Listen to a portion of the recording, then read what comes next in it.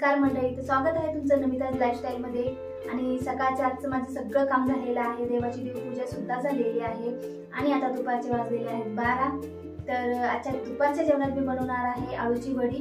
ती पण एकदम झटपट तयार होणारी बनवणार आहे आणि न वाफवता आपण ती आज आळूची वडी तयार करणार आहोत। जरी ती न वाफवता आपण तयार केली तरी ती वरून एकदम कुरकुरीत आणि आतमधून एकदम सॉफ्ट तयार होते। तर चला न वेळ घालवता आपण लगेच किचन मध्ये जाऊया। तर चला आता आपण लगेच किचन मध्ये जाऊया।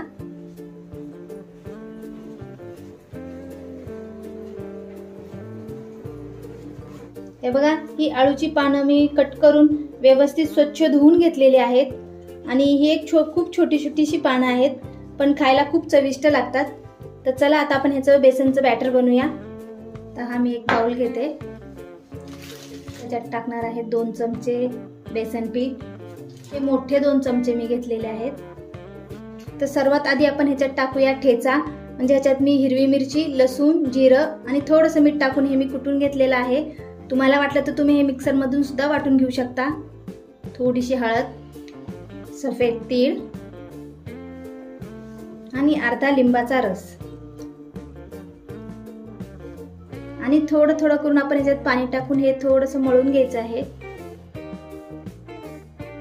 ह्याला थोडं आपल्याला घट्टच ठेवायचं आहे, जास्त पातळ नाही करायचं। मी मीठ ह्याच्यात मिरची कुटतानाच टाकलेलं आहे, त्याच्यामुळे मी परत ह्याच्यात मीठ टाकलेलं नाहीये। थोडंसं परत एकदा पाणी टाकायचं, व्यवस्थित मळून घ्यायचं आहे। कुठेही त्याच्यात आपल्याला बेसन पिठाची गाठी राहायला नाही पाहिजे, त्याच्यामुळे गाठी वगैरे सगळं व्यवस्थित फोडून आपल्याला ह्याला फेटत राहायचंय। हे बघा, मी याला एकदम व्यवस्थित मिक्स करून घेतलेला आहे आणि इतपत आपल्याला ह्याला पातळ करायचं आहे। चला आता आपण ह्याला पानांवरती लावून घेऊया। हे बघा, ह्याच्या जी व्यवस्थित शिरा असती ती व्यवस्थित आपल्याला पूर्ण कट करून घ्यायची आहे। हे कट करून घेतलं ना तर आपली आळूची वडी पटकन इझी आपल्याला रोल करता येते। एक एक पानावर आता आपण हे बॅटर लावून घेऊ।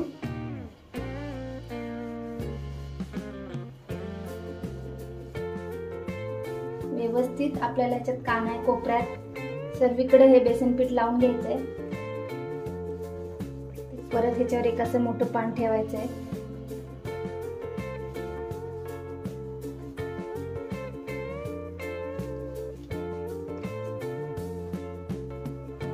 परत ह्याच्यावर एक पान ठेवायचंय। परत एकदा व्यवस्थित आपल्याला बेसन पीठ सगळीकडून ह्याला लावून घ्यायचंय।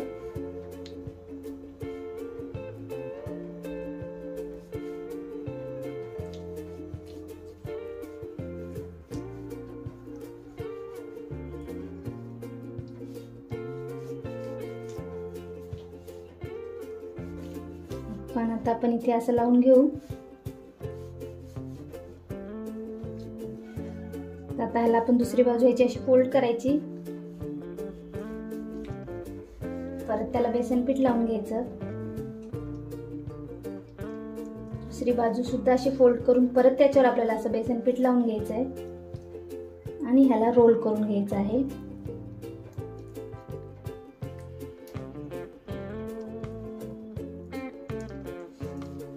परत आपल्याला इथे मध्ये बेसन पीठ लावून घ्यायचं असं।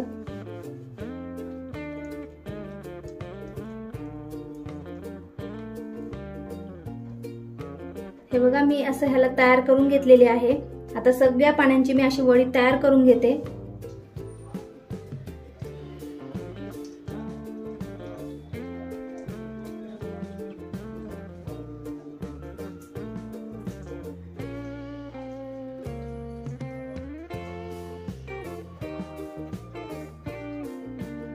तीन वळकुट्या माझ्या झालेल्या आहेत। चला आता आपण ह्याला फ्राय करून घेऊया। मी फ्राय पॅन असा ठेवून घेतलेला आहे गॅसवरती। आता तो गरम झाला की त्याच्यात टाकूया आपण 2 चमचे तेल।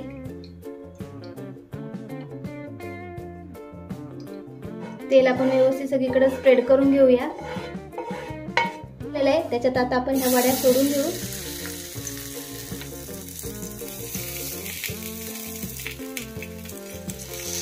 गॅस आपल्याला एकदम बारीक ठेवायचा आहे आणि आता ह्याच्यावरती आपण झाकण ठेवून 5 मिनिटं आपण ह्याला शिजून देणार आहे।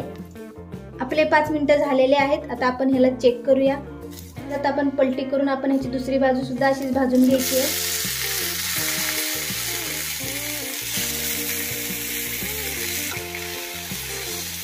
परत एकदा आपण थोडंसं त्याच्यावरती तेल टाकणार आहे.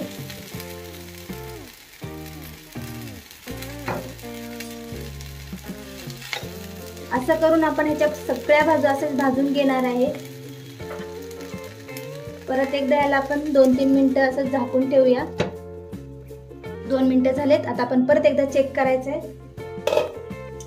आणि परत ह्याची आता तिसरी बाजू आपण अशी उभी करून भाजून घ्यायची आहे.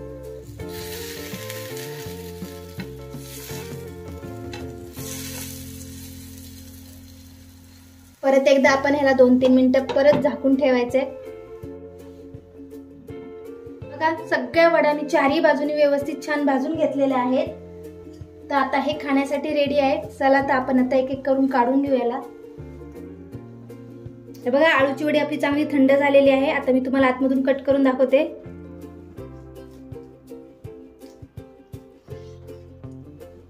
हे बघा लेयर सुद्धा किती छान आलेले आहेत आणि पूर्ण आतपर्यंत ही शिजली गेलेली आहे आणि आतमधून एकदम सॉफ्ट सुद्धा झालेली आहे आणि वरतून एकदम कुरकुरीत झालेली आहे.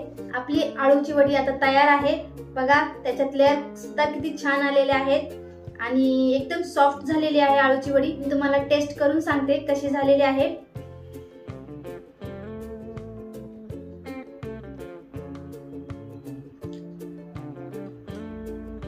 खूपच छान झालेले आहे.